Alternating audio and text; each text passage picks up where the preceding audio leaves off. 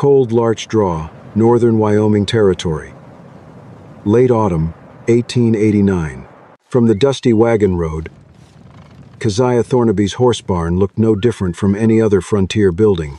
A low roof, wind-gray boards, an oat straw loft stacked high, 3 horses, and 1 old mule shifting quietly inside. Nothing about it invited a second look, but beneath those worn floorboards, a widowed mother was digging a bedroom.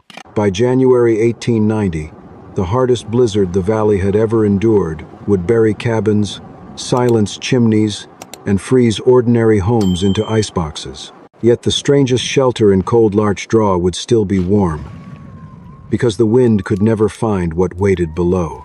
Keziah Thornaby was 34 years old when she stopped believing that another ordinary winter would spare her family. She lived alone with her 2 children, 10-year-old Caleb and 7-year-old Mira, on a small homestead at the edge of Cold Larch Draw. Her husband, Harlan Thornaby, a local builder known for repairing roofs, setting fence posts, raising barns, and keeping weather outside where it belonged, had died of pneumonia 2 winters earlier. Nobody had ever taught Keziah to build. She had simply watched. She remembered the habits that mattered. Water always needed somewhere to go. Wind had to be stopped before it reached the living space. Heavy loads demanded solid support beneath them. Harlan rarely explained those lessons. Years of quiet observation had done the work instead. The previous winter nearly took Mira as well. The little girl had coughed until her lips lost their color. Night after night, Keziah fed the fire while counting the shrinking stack of split cottonwood beside the cabin. Nearly an entire winter's supply disappeared before February was over, and still the cold settled across the floor before sunrise. Mira survived, but only after weeks of fever, blankets, and exhausted nights beside the hearth. When autumn returned in 1889, Keziah looked at the growing woodpile without comfort. She knew that no amount of firewood would matter if the cabin couldn't hold the heat. Love alone would not carry her children through another Wyoming winter. This time, survival would demand a better design. Keziah's cabin looked proper from the outside.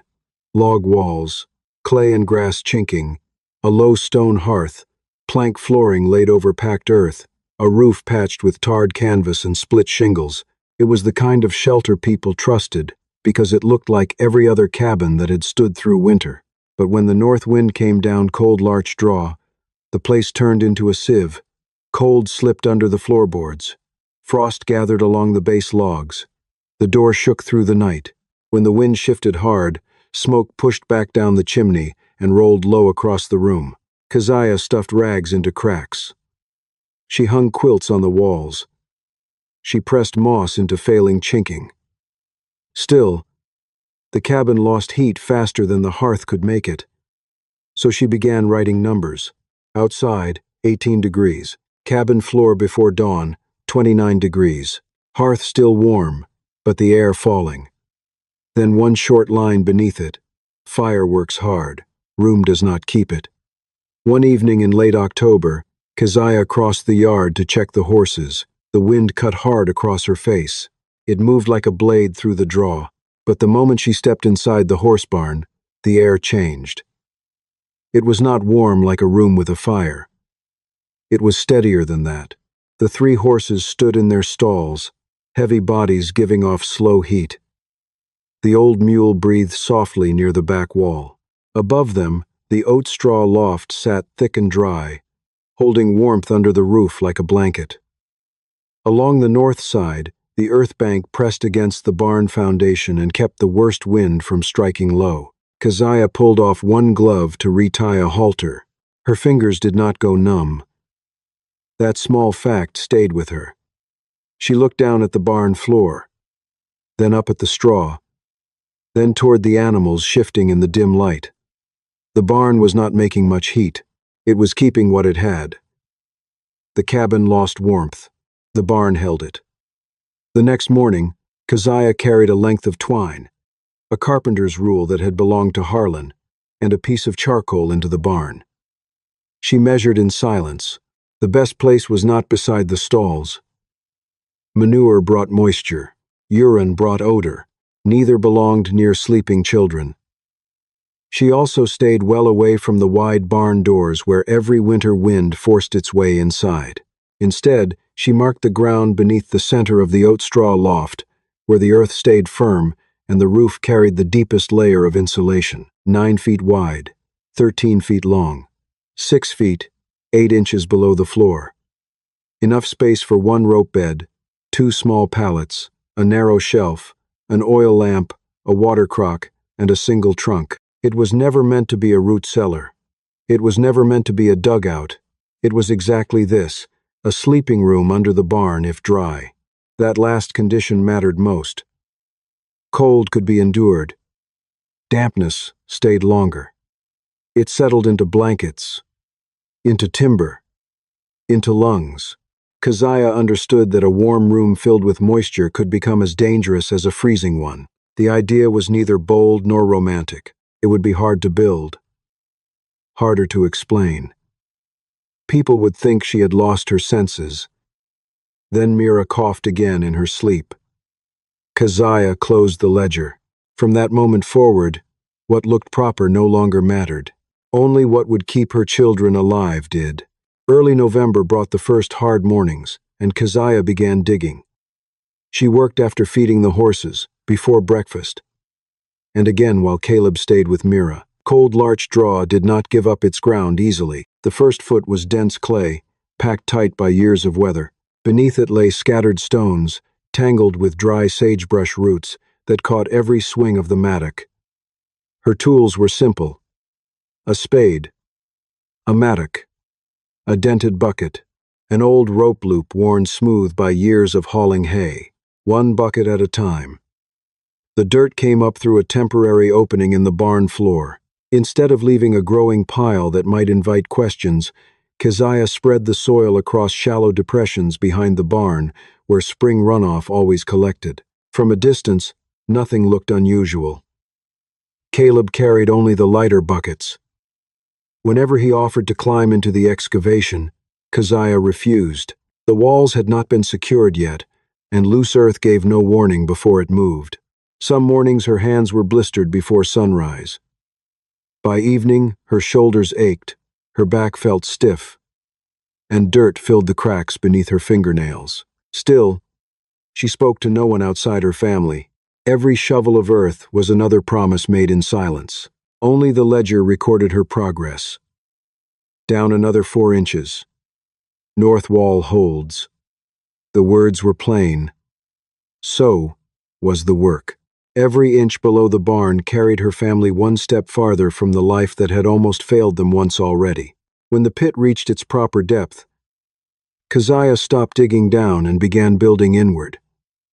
She hauled creek shale from the wash south of the homestead and gathered flat fieldstone from the slope beyond the barn. The stones were not pretty. Some were thin and sharp.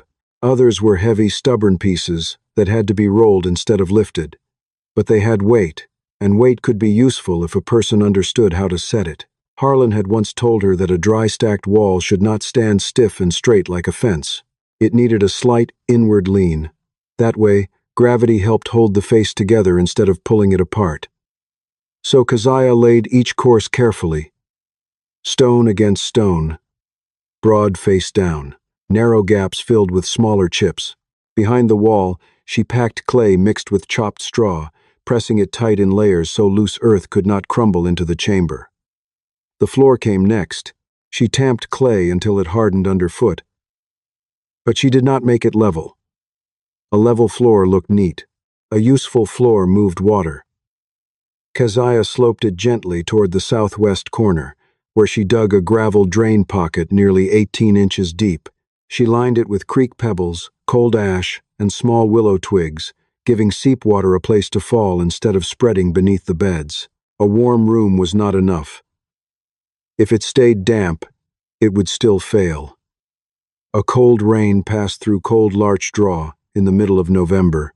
The next morning, Keziah climbed down into the unfinished chamber with her lantern. She stopped after only 2 steps. A dark stain marked the western wall. It was not large, barely the length of her hand. No water dripped onto the floor. Nothing smelled damp. Many people might have looked at it once and walked away. Keziah did not. If the wall accepted moisture during a cold autumn rain, it would accept far more when spring snow began to melt. She never told herself it would probably be fine. Instead, she climbed back outside, peeled away part of the clay backing behind that section of wall, and dug a shallow diversion trench around the western side of the barn. Any runoff would now circle the foundation instead of pressing against it. She packed fresh clay mixed with wood ash and chopped straw into the repaired seam, forcing every handful tightly into place before rebuilding the outer bank. Inside the chamber, she pressed an old strip of linen against the dark mark and left it there overnight. The next morning she unfolded the cloth. It was dry, not perfectly clean, but dry. The stain had stopped spreading. That evening, Caleb asked if something had gone wrong. Keziah nodded once. Only a place that needed an answer. She noted down another short line. West corner answered. Watch after thaw. The repair brought no celebration. Only confidence earned the difficult way. Every weakness found before winter was one less weakness the blizzard could discover later. The walls could not protect anyone if the ceiling failed. Keziah walked to the remains of an old wagon shed that had collapsed during the previous spring's windstorm. Most people saw rotten lumber. She saw seasoned beams that still carried strength. After cutting away the split ends, she hauled each timber back to the barn, one load at a time. The main beams ran across the chamber, crossing the direction of the barn floor joists instead of following them. Harlan had once explained that crossing the load spread the weight instead of concentrating it. Keziah remembered. She seated every beam inside shallow stone pockets built into the chamber walls. The ceiling would not depend on nails alone. It would rest on stone. Above those beams would stand 3 horses, 1 old mule, stacks of oat straw, and the constant movement of winter chores. Then she designed the entrance. Not an outside door, not a stairwell, not even a hatch anyone could notice. She built a rectangular opening, barely 32 by 38 inches, beneath the oat storage bin. When closed, its planks matched the surrounding floor so closely that it looked like nothing more than the bottom of the feed bin. Anyone walking across the barn would never suspect a room existed beneath their boots. No outside door meant no drifting snow against a threshold. No exposed stairwell meant no chimney for cold air. No visible opening gave the coming blizzard a place to attack. Keziah closed the hatch and stepped back. It disappeared. She looked at the ordinary barn floor and understood something that words could never fully capture. The wind could not steal warmth from a door it could never touch. Warmth underground was useless if the air turned bad. Keziah understood that before she ever lit the first test fire, a closed room below a barn could hold heat, but it could also hold smoke. Worse than smoke, it could hold the kind of poison no one smelled until it was too late. So she bought short, mismatched sections of 6-inch clay tile pipe from Orson Pike's general store. They were chipped pieces, too uneven for proper drainage work, which made them cheap enough for her to carry home. She fitted them through a wall cavity, then angled the pipe out the leeward side of the barn, where it looked like nothing more than a feed room vent. The stove box was just as modest. No grand fireplace, no wide mouth eating wood. Only a small clay-lined firebox in the corner, built to take split kindling, and a few narrow pieces of cottonwood. On the first test, the smoke did not draw. It hesitated. It curled low across the chamber, gray and bitter, and Caleb coughed hard before Keziah snatched the burning sticks out with iron tongs and smothered them in ash. She threw open the hatch and waited until the bad air lifted. For a long moment, she said nothing. Then she fixed it. She added a short vertical rise before the pipe turned sideways. She cut a small preheat hole and shaped a tin funnel from scrap so she could warm the flue before lighting the stove box. After that, she touched flame to a twist of paper near the opening and watched the draft pull clean. The second test burned clear. The smoke went where it was told to go. Only then did Keziah let the children come close again. The chamber was never designed to fight winter. It was designed to ignore it. The earth surrounding the room stayed steadier than the air above. Nearly 7 feet below the surface, the ground surrendered its warmth slowly and accepted new heat just as slowly. The stone walls and packed clay did the same. They were not heaters. They were storage. Above the ceiling, 3 horses and 1 old mule breathed through the long Wyoming nights, their body heat rising into the oat straw loft before settling gently through the heavy timber floor. Nearly 9 feet of dry straw formed a thick blanket beneath the roof. The little stove box had only one job. Each evening, Keziah burned a small fire for about 2 hours. The flame warmed the stone, the clay, and the earth around them. After that, the room carried the heat by itself. She built a cedar sleeping platform 16 inches above the floor, where the coldest air naturally settled below. She recorded the results. Outside, 14 degrees Fahrenheit. Barn, 30, 1 degrees Fahrenheit. Chamber before fire, 40, 6 degrees Fahrenheit. 2 hours after the fire, 50, 3 degrees Fahrenheit. The numbers were modest, but they proved something important. Heat kept was worth more than heat made. The room was finally ready. Keziah stretched rope across a simple wooden bed frame and laid a straw tick on top. Beside it, she arranged 2 small pallets for Caleb and Mira. A narrow shelf held an oil lamp, a Bible, and the family ledger. A water crock stood beside the wall. Their clothes fit inside one weathered trunk. A thick wool curtain divided the children's sleeping corner from the rest of the chamber. Nothing about the room looked proper. The ceiling was the underside of the barn floor. Sometimes the slow thud of horse hooves echoed overhead. The walls were nothing but stone, clay, and warm lamplight. Caleb looked around and quietly called it the underroom. Mira tilted her head. "Are we going to live like foxes?" Keziah smiled for the first time in weeks. Foxes stay alive because they know where the wind cannot reach. She did not move the family underground all at once. The first night was only a test. Then another. Then another. Each morning she checked the bedding, the walls, the air, and finally Mira. The coughing had not disappeared, but it had softened. The little girl slept longer. She woke with warm hands instead of icy fingers. No celebration followed. Only another careful note in the ledger. Sometimes the smallest victory was simply hearing a child breathe quietly until sunrise. People noticed long before anyone asked questions. One late afternoon, Rowan Bellwether, a neighboring homesteader whose farm bordered Keziah's property, rode past her place on his way home and saw her carrying folded bedding into the horse barn. He slowed for only a moment before riding on. That evening, he mentioned it to his wife over supper. By the next church gathering, someone else repeated the story. Lydia Sallow, the local schoolteacher, paused halfway through pouring coffee.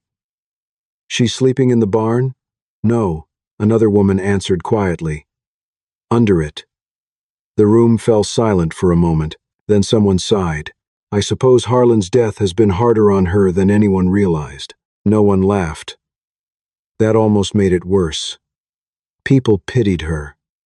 Before long, a new name drifted through Cold Larch Draw. The barn-buried woman. Others whispered that children should never sleep beneath livestock. A few wondered if grief had clouded her judgment. The words eventually reached the schoolyard. One afternoon, another boy wrinkled his nose at Caleb and said, "Your house smells like horses." Caleb said nothing. He walked home more quietly than usual, kicked the dirt once outside the barn, and disappeared inside the underroom without asking a single question. Keziah noticed. She knew where those words had come from. She also knew that arguments never changed minds. Only winters did. A few days later, Keziah stopped at Orson Pike's general store to buy lamp oil and another length of stovepipe. Orson rested both hands on the counter before speaking. "I've sold clay tile to folks before," he said. "One family built a root cellar that looked fine until the spring thaw. Water came in. Potatoes rotted. Their children coughed for weeks from the damp. His voice held no mockery, only concern. I'd hate to see that happen again. Keziah thanked him and simply replied that she had planned for drainage. She offered nothing more. The second warning came from someone whose opinion carried even greater weight. Ephraim Vale, an elderly settler, had survived more Wyoming winters than almost anyone in the valley. He had buried neighbors, rebuilt cabins, and watched storms humble men far stronger than himself. He stopped beside Keziah while she split firewood. "I hear you've moved your family underground." "Beneath the barn," she answered. He nodded slowly. "Damp ground ruins lungs. Freeze and thaw can move walls. Smoke in a closed room kills people before they wake." Every warning was reasonable. Every warning had happened somewhere. Keziah listened, without interrupting. "I built drainage," she said. "The chamber vents clean. I've tested the draft." Ephraim looked toward the barn but did not walk closer. After a long silence, he rested both hands on the top of his axe. "Maybe." Then he looked toward the gray northern sky. "Winter will measure it." He tipped his hat and rode away. Keziah watched him disappear down the road. She did not feel insulted. She understood exactly what he meant. The storm would not care about confidence. It would only care about what worked. By early December, the chamber had proven warm enough. That did not mean it was finished. After 3 trial nights, Keziah found beads of water clinging beneath a cold beam near the hatch. They were small, but they were there. The lower edge of Mira's blanket felt faintly damp where it hung too close to the floor. Keziah touched the fabric, then the beam, then wrote nothing for several minutes. Moisture had found a place to gather. A few mornings later, Caleb discovered tiny tracks in the dust near the oat bin hatch. Mice had found interest in the same hidden space that protected the family. Keziah answered both problems. She hung a wool curtain at the foot of the ladder, creating a simple air baffle so cold air would not drop straight from the hatch onto the beds. She spread a thin layer of cool wood ash beneath the cedar sleeping riser to pull dampness downward before it reached the bedding. On the leeward side of the chamber, she cut a narrow cross-vent slit and fitted it with a sliding wood cover, so the room could breathe without surrendering all its warmth. Then she wrapped the oat bin legs with tin scrap. Every mouse gap was packed with horsehair and clay. No fix looked impressive by itself, but frontier survival rarely depended on impressive things. It depended on small weaknesses being answered before they became large ones. For the next week, Keziah checked the room before sunrise. Bedding dry. Smoke draw steady. Morning temperature without a night fire. 47 to 49 degrees. She did not celebrate. Beneath the newly recorded numbers, she drew one firm line and carefully wrote 2 words. Holds better. On the morning of January 7, 1890, something changed. Not with a sound, with a feeling. The horses stood unusually still inside the barn. The old mule turned its hindquarters toward the door and refused to face the north. Even before sunrise, the air felt heavier, as though the valley itself had stopped breathing. Keziah stepped outside with her thermometer and notebook. Outside, 9 degrees Fahrenheit, north wind steady, sky hard white, nothing else. By afternoon, the temperature slipped below 0. The snow no longer drifted downward.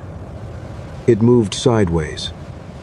Hour after hour, the wind drove it across the valley, until the ground and the sky became the same color. By the second night, drifts had climbed as high as fence rails. Cabin chimneys disappeared beneath packed snow. Doors froze shut. Men crossed their own yards to feed livestock and returned without feeling their fingers. The storm grew stronger. There was no bargain to make with it. It measured every wall that leaked air, every roof that surrendered heat, every chimney that lost its draft, every stack of firewood cut too small, every pair of lungs forced to breathe cold through another endless night. It even measured pride. Across cold Larch Draw, every family believed its shelter had been built well enough. Now, each one would have to prove it. Inside the barn, Keziah lowered the hidden hatch for what she hoped would be the last time before the storm passed. Caleb carried the ledger. Mira held the oil lamp with both hands. The horses settled quietly overhead while the old mule shifted once against its stall. Nothing more could be added. Nothing more could be repaired. The work was finished. Now the blizzard would decide whether it had been enough. The blizzard did not break every home at once. It wore them down. Rowan Bellwether fed his stove from dawn until long after dark. Split log after split log disappeared into the firebox, yet the thermometer hanging beside his window refused to climb much above 34 degrees. His wife heated smooth river stones beside the stove, wrapped them in wool cloth, and tucked them beneath the blankets for their children. Before midnight, the stones were cold again. Then Rowan counted what remained of his woodpile.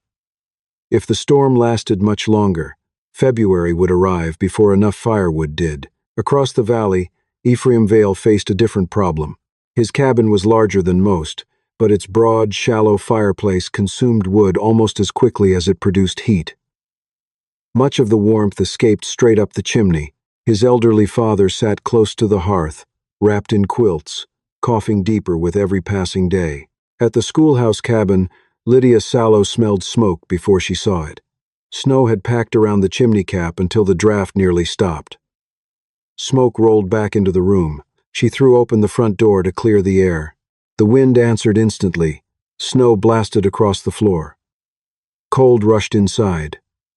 She had to choose: smoke or freezing air. Everywhere in Cold Larch Draw, people began sacrificing comfort simply to keep breathing. Rocking chairs disappeared into fireplaces. Shelves were torn from walls for kindling. Livestock bedding was packed against doors to slow the drafts. Blankets were nailed over windows. Families crowded into single rooms because heating an entire cabin had become impossible. No one mentioned the barn-buried woman anymore, not because opinions had changed, because the cold had stolen the time for opinions. The storm cared nothing for what looked proper. It only exposed what could no longer keep a family warm. By the third day, the wind eased for less than an hour. Not enough to call it calm, only enough to let people look beyond their own windows. Rowan Bellwether stepped onto his porch and scanned the white valley. One cabin after another still carried a thin ribbon of smoke into the gray sky. Then he looked toward Keziah's homestead. Her cabin was dark. The horse barn stood half buried beneath drifting snow. There was no smoke. No movement. No one crossed the yard. On the frontier, a silent chimney during a blizzard usually meant only one thing. Something had gone terribly wrong. That night, Rowan lay awake listening to the wind scrape against his walls. He remembered the whispers from church, the barn-buried woman. The words no longer sounded foolish. They sounded dangerous. Before daylight on the fourth morning, the thermometer still rested below minus 25 degrees Fahrenheit, but the wind had weakened enough for snowshoes. Rowan wrapped a wool scarf over his face until only his eyes remained visible. He filled a small flask with hot water, wrapped it inside an old blanket to keep it from freezing, and started toward Keziah's place. Nearly 2.5 miles separated the homesteads. Every step disappeared into drifting snow. Every fence had become a white ridge. More than once, Rowan lost sight of the trail completely. Still, he kept walking. He told himself someone had to know, someone had to look. As the buried barn slowly emerged through the blowing snow, Rowan prepared himself for the sight he feared most: a hidden room filled with smoke, or a mother and 2 children who had trusted the wrong idea one winter too many. It took Rowan several minutes to force the barn door open. Packed snow resisted every pull until the frozen latch finally gave way. The air inside was cold, but not brutally cold. 3 horses lifted their heads as he entered. The old mule shifted once, then settled again. Fresh hay rested beneath the feed rack. Water buckets had been broken free of ice only recently. Someone had been here.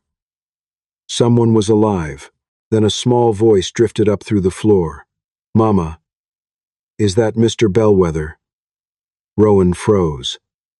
A narrow wooden panel beneath the oat bin swung open. Keziah climbed up the ladder, lantern in one hand. Her face looked tired, but clear. Her cheeks were pink instead of pale. There was no panic in her eyes.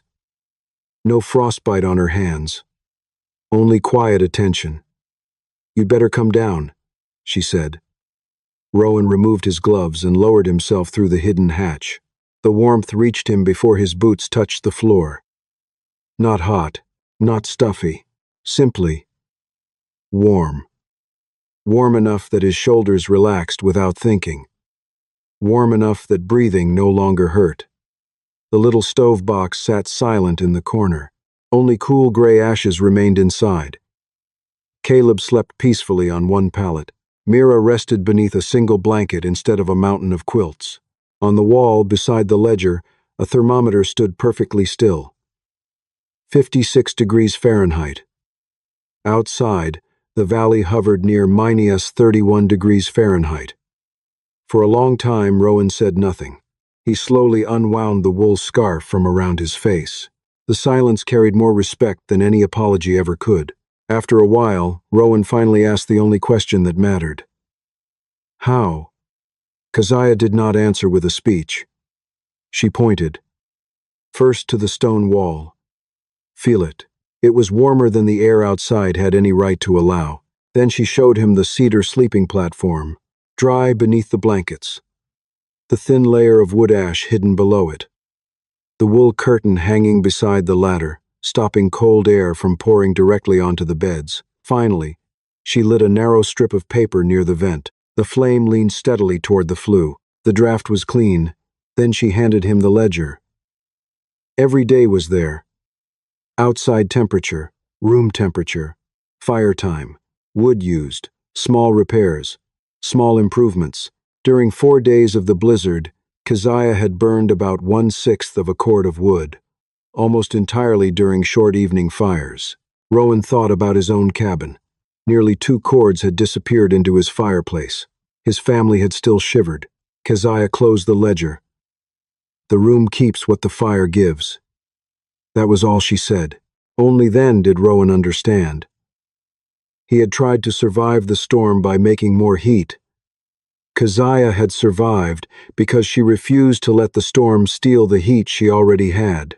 When the blizzard finally loosened its grip, Rowan told the story exactly as he had seen it, not as a miracle, as a measurement. A few days later, Ephraim Vale arrived carrying only a measuring rule. He said little.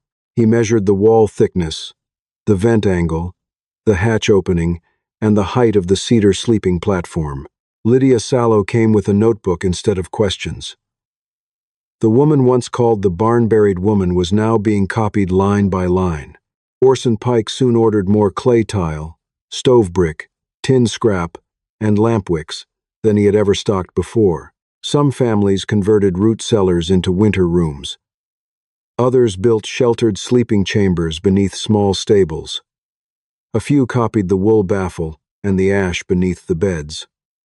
No one copied Keziah exactly. They copied the principles. Years passed.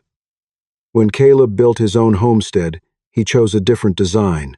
His sleeping room was only partly below ground, but it still rested on the same ideas: raised floors, controlled ventilation, double hatches, and walls that held heat instead of wasting it. Mira grew into a healthy young woman. Later, while teaching children in a small settlement school, she kept a handwritten copy of her mother's ledger. The pages still carried weather notes, repair records, temperatures, and one short phrase written more than once: "Holds better." Keziah Thornaby never became famous. Yet in Cold Larch Draw, people slowly stopped saying barn-buried woman with pity. Instead, they remembered the winter when one quiet mother understood something the storm could not argue with. Keziah never invented earth sheltering. Long before Wyoming was settled, people had trusted earth, thermal mass, dugouts, and sheltered rooms to survive difficult climates. What made her story different was not the idea itself, but how carefully she adapted it to her own circumstances. One horse barn, one thick oat loft, Clay soil, limited firewood, 2 children depending on every decision. She did not overcome nature through strength. She survived because she respected its rules. Wind steals what it can touch. Water must always be given a place. Smoke must always be given a path. Heat must always be given something to stay inside. Nature never negotiated. When the blizzard arrived, it judged every design without favor. Keziah had simply prepared her answer before winter asked the question.